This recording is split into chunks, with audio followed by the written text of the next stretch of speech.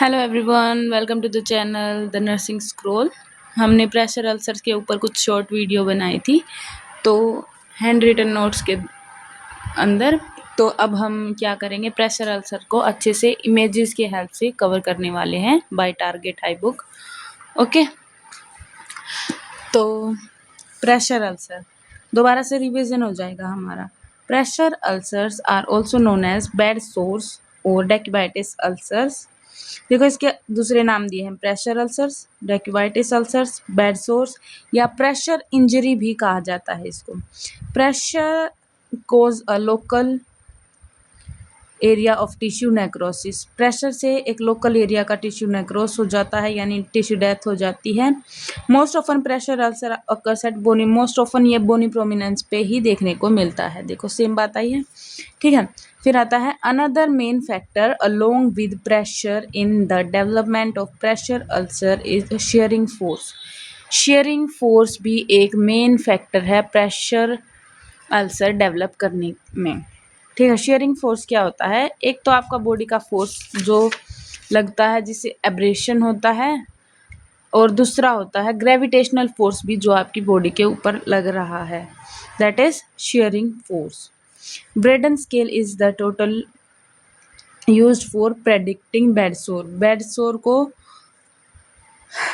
Predict करने के लिए ब्रेडन स्केल का यूज़ किया जाता है। ये मोस्ट कॉमनली हर कम्पिटिटिव एग्ज़ाम के अंदर ये क्वेश्चन बनता है, ठीक है।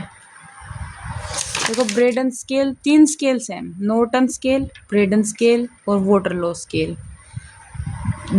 जो ब्रेडन स्केल है और नॉर्टन स्केल है, ये दोनों पहले ही प्रिडिक्ट करने के लिए हैं, लेकिन ये इसके अंदर क्या होता है, वॉटरलो के अंदर हम रिकवरी को असेस करते हैं, ठीक है।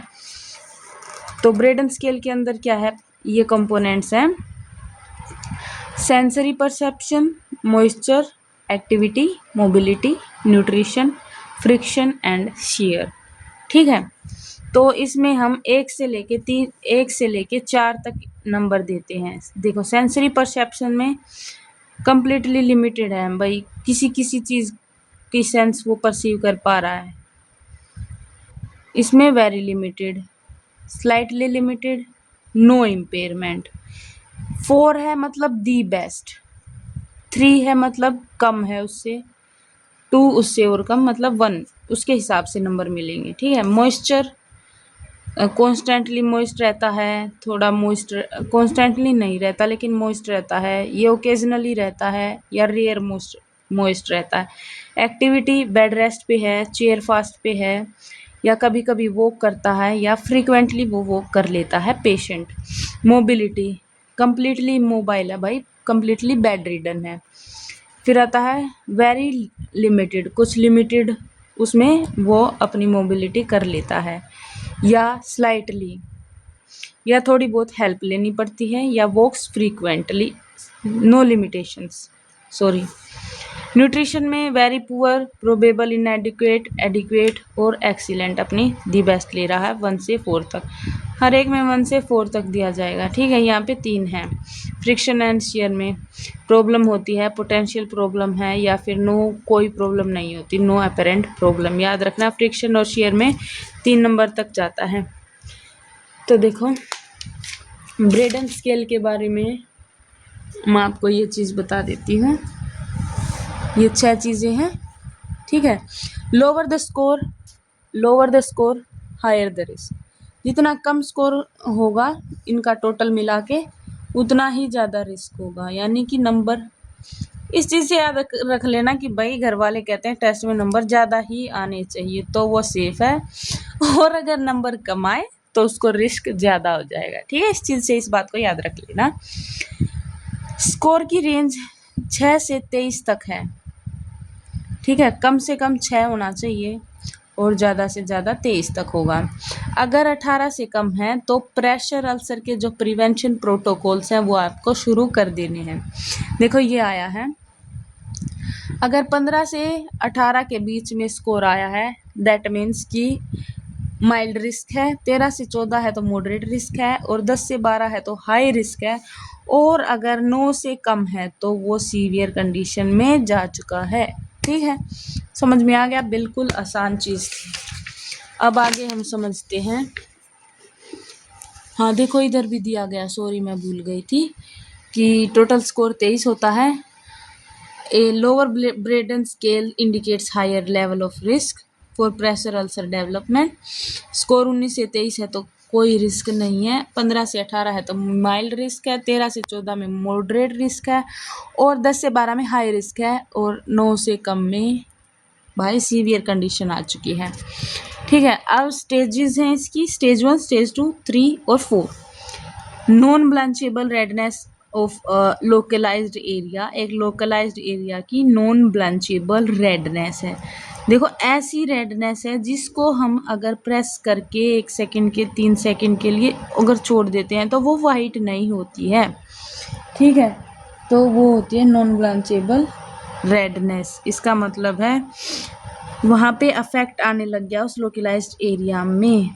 तो स्टेज 1 स्टार्ट हो चुकी है। स्टेज 2 में क्या होगा? पार्शियल थिकनेस होगी, जो स्किन की वो लॉस होनी शुरू हो चुकी है, जिसके अंदर जो 3 लेयर्स होती हैं स्किन की, एपिडर्मिस, डर्मिस और सबक्यूटेनियस, तो उसमें एपिडर्मिस और डर्मिस 2 चीज़ें इन्वॉल्व हो चुकी हैं। ठीक है, ये हो गया stage 2। Looks like an abrasion, एक रगड़ की तरह या फिर एक छाले की तरह दिखाई देगा। ठीक है, बाहर से देखने में। स्टेज 3 में क्या होगा? फुल थिकनेस स्किन लॉस होगी, यानी कि एपिडर्मिस, डर्मिस और सबक्यूटेनियस तीनों लेयर्स इन्वॉल्व होंगे। Extended to subcutaneous tissue which is damaged और नेक्रोटिक, जो कि डैमेज हो जाएगी या फिर नेक्रोटिक यानी सेल डेथ हो चुकी होगी। स्टेज 4 में क्या होगा? Full thickness skin loss with damage to muscles में, बोन सपोर्टिंग स्ट्रक्चर्स में। देखो स्टेज 3 तक वो पेशेंट आ चुका था तो स्किन लॉस तो हो ही चुकी थी तीनों लेयर्स, लेकिन उसके साथ में स्टेज 4 में क्या होगा? मसल, बोन और टेंडन्स वगैरह जो सपोर्टिंग स्ट्रक्चर होते हैं वो भी साथ में इन्वॉल्व हो जाते हैं। ठीक है, ये देखो एरियाज बताए गए हैं जहाँ पे कॉमन साइट्स, सुपाइन पोजीशन में प्रेशर पॉइंट्स। ठीक है, back of head and year, shoulder का ये पोर्शन क्योंकि यहाँ पे प्रेशर आता है, elbow, lower back and buttocks, हिप्स के ऊपर अगर लेटरल पोजीशन में लेटा होगा तो, इनर नीज क्योंकि ये टच हो जाते हैं, प्रेशर आ जाता है, या मॉइस्चर भी एक कारण हो सकता है, और हील्स। ठीक है, फिर आते हैं risk factors. Friction, shear, impaired sensory perception, impaired physical mobility, altered level of consciousness, fecal and urinary incontinence, malnutrition, dehydration, excessive body heat, advanced age, chronic medical conditions like diabetes, cardiovascular diseases. ये हैं risk factors. ठीक है, मतलब skin पे friction हो रहा है, shear pressure आ रहा है, सेंसरी परसेप्शन है वो इम्पेयर्ड हो चुकी हैं, फिजिकल मोबिलिटी भी इम्पेयर हो चुकी है, वो अपने आप से या बिना किसी हेल्प के हिल डुल नहीं पा रहा, कंप्लीटली बेड रिडन है, लेवल ऑफ कॉन्शियसनेस है जो पेशेंट की वो अल्टर हो चुकी है, या फिर फीकल और यूरिनरी इनकंटिनेंस हो चुकी है। तो ये रिस्क फैक्टर्स हैं, इनसे वो प्रेशर अल्सर्स और ज़्यादा वर्स होगा, क्योंकि देखो यूरिन और फीकल इनकंटिनेंस से क्या होगा? कॉन्स्टेंटली मॉइस्चर बनेगा। ओके, मॉइस्चर से कंडीशन वर्स ही होगी। माल न्यूट्रिशन, स्किन को और बॉडी के अंदर सारे न्यूट्रिएंट्स नहीं जा पाएंगे, जिससे स्किन अपने आप ही डैमेज होना शुरू हो जाएगी। डिहाइड्रेशन, एक्सेसिव बॉडी हीट ज़्यादा हो चुकी है, जिससे क्या होगा? इवेपोरेशन होगा, और जो हाइड्रेशन है पानी शरीर का वो उड़ जाएगा, जिससे ज़्यादा स्किन डैमेज होगी। एडवांस्ड एज हो चुकी है, क्रोनिक मेडिकल कोई क्रोनिक मेडिकल कंडीशन है जैसे डायबिटीज़ के अंदर जल्दी से चीज़ें ठीक नहीं होती, या कार्डियोवास्कुलर कोई डिसीज़ है। फिर आता है stages of pressure ulcer. Staging system of a pressure ulcer are based on depth of tissue destroyed. जो टिश्यू डिस्ट्रॉय हुए हैं उनकी कितनी डेप्थ है उसके ऊपर डिपेंड करता है। स्टेज 1 में क्या है, non blanchable redness of intact skin. पहले स्किन इंटैक्ट है अभी तक तो स्टेज 1 में, लेकिन वो नॉन ब्लांचेबल है। ठीक है, ये देखिए स्टेज 1 में सिर्फ रेडनेस है स्किन के ऊपर। Intact skin present with non blanchable erythema यानी कि रेडनेस ऑन स्किन। रायदिमा का मतलब रेडनेस होता है। Of a localized area usually over a bony prominence, के ऊपर जो हड्डी नुमा जो उभार होता है उसके ऊपर। Discoloration of the skin, skin discolour हो जाएगी, जो नॉर्मल उसका कलर था वो वैसी नहीं रहेगी, थोड़ी वार्मथ, थोड़ी सी गर्म होगी। एडिमा, सूजन हो सकता है या पेन हो सकता है उस जगह पे, वो चीज़ें भी इनमें से कोई चीज़ प्रेजेंट हो सकती है। पेशेंट की कंडीशन के हिसाब से अलग अलग होंगी। ठीक है, ये है हमारी stage 1। Application of topical insulin on wound and use of waterproof ointment during dressing are recommended. ठीक है, जिंक ऑक्साइड की एक ऑइंटमेंट लगाई जा सकती है टू ट्रीट प्रेशर अल्सर्स। एक प्रॉब्लम क्वेश्चन देख लीजिए। While assessing a 60 years old bedridden patient for pressure ulcer, the nurse noted a full loss of skin tissue that is extending to the subcutaneous tissue. She documented the pressure ulcer as. तो इसने क्या बोला है, हमारा एक patient है 60 साल का, बेड रिडन है। देखो रिस्क फैक्टर्स इसके देख लो, एडवांस एज हो चुकी है। ठीक है, क्या बोला, एडवांस एज हो चुकी है, और क्या बोला है इसने कि वो बेड रिडन है। ओके, इसमें थी वो चीज़, इम्पेयर्ड फिजिकल मोबिलिटी हो चुकी है। 2 रिस्क फैक्टर्स आ गए। The nurse noted a full loss of skin tissue. Skin tissue बोला इसने, यानी कि स्किन के टिश्यूज फुल्ली लॉस हो चुके हैं। फुल्ली लॉस हमारे हुए थे स्टेज 3 के अंदर, स्किन वाले टिश्यू। ठीक है, क्या बोला है, extending to the subcutaneous, skin का ही पार्ट है सबक्यूटेनियस टिश्यू। ठीक है, यानी कि स्टेज 3, समझ गए होगे।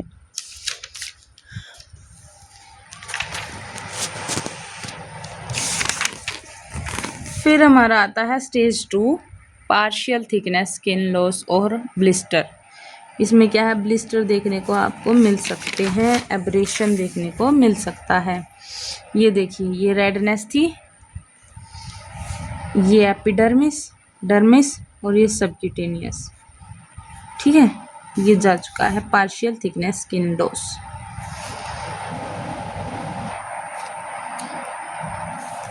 सॉरी, ये तो है हमारा स्टेज 4 का। हाँ, जब भी मैं बोलूँ, देखो ये बोन तक जा चुका है। स्टेज 2 का है, ये एपिडर्मिस इन्वॉल्व की है इसने, अभी ये नहीं की है, डर्मिस नहीं की है, ये देखो। ठीक है, a partial thickness loss of dermis present as a shallow open ulcer. Open ulcer है with a red pink wound bed without slough नहीं बना है इसके ऊपर। ये चीज़ हम बाद में डिस्कस करेंगे कि स्लो क्या होता है। Stage 2 does damage to the epidermis. Slough एक मतलब जैसे पपड़ी नुमा तय लेयर बन जाती है उसके ऊपर, स्किन के ऊपर। Slow Stage 2 does damage to the epidermis and dermis. In this stage, ulcer may be referred to as a blister या abrasion. रगड़ या छाला कह सकते हैं उसको, स्टेज 2 को। ठीक है, स्टेज 3 में क्या होगा, फुल थिकनेस स्किन लॉस हो जाएगी, फैट विजिबल हो जाएगा, स्किन की तीनों लेयर्स जा चुकी हैं, और अब ये जो फैट है वो दिखना शुरू हो चुका है। ठीक है, stage 3 ulcer is full thickness tissue loss. Subcutaneous fat may be visible, but bone, tendon और muscle are not exposed. ये देखो सबक्यूटेनियस तक आ गया है, लेकिन ये जो मसल्स हैं और बोन्स हैं वो अभी बाकी हैं। Subcutaneous layer has a relatively poor blood supply होती है, so it's difficult to heal. तो ये ठीक होने में मुश्किल होती है। देखो जो एक क्वेश्चन हो रहा था, स्टेज 2 है वो पेनफुल होता है, लेकिन स्टेज 3 में जब सारी नर्व एंडिंग्स और क्या कहते हैं ब्लड सप्लाई वाली चीज़ें नहीं हैं तो पेन नहीं होगा। फुल थिकनेस टिश्यू लॉस में क्या होगा? Stage 4 ulcer is the deepest, extending into the muscle, tendon and even bone. Full thickness tissue loss occurs with exposed bone, tendon और muscles. सारी चीज़ें exposed हो जाएंगी। ये देखिए बोन्स तक जा चुकी है। एपिडर्मिस, डर्मिस, सबक्यूटेनियस, मसल और ये बोन और ये टेंडन्स, ये सब देखो ये बोन तक जा चुका है। स्टेज 4 प्रिवेंशन में क्या करेंगे? पोजीशंस चेंज करनी है हर 15 मिनट में। अगर वो व्हील चेयर बाउंड पेशेंट है, हर 2 मिनट में नाइट के टाइम पे एक बेड रिडन पेशेंट के अंदर। और डेली स्किन इंस्पेक्शन करना है प्रेशर सोर्स के लिए कि भाई कोई इम्प्रूवमेंट हो रही है, नहीं हो रही है, कौन सी स्टेज तक जा चुका है।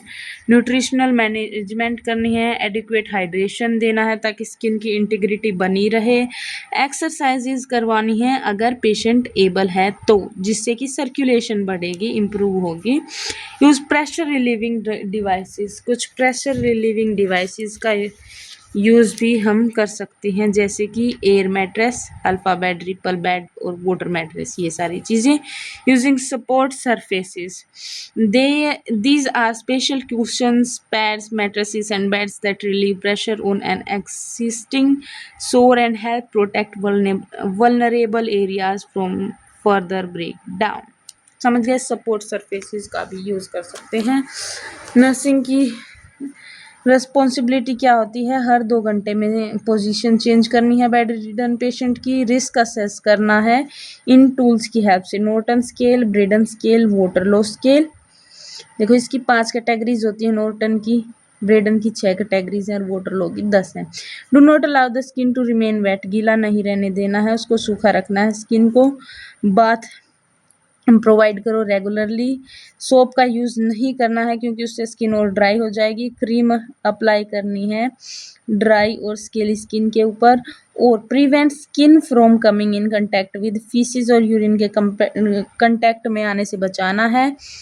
यूज़ प्रेशर रिड्यूसिंग डिवाइसेस का यूज़ करना है। Further trauma to the wound should be avoided, क्योंकि फ्रिक्शन और कट्स को अवॉइड करके फर्दर ट्रोमा से बचाना है, क्योंकि फुल्ली डैमेज हो सकती है। प्रिवेंट फर्दर, अगर उस घाव के अंदर इन्फेक्शन और हो गया तो वो वुंड कभी ठीक नहीं हो पाएगा। बाय कवरिंग द वुंड को, जहाँ भी हम कर सकते हैं उनको वुंड्स को कवर करना है। ठीक है, ये मेडिकेशंस दी गई हैं, ये हम दे सॉरी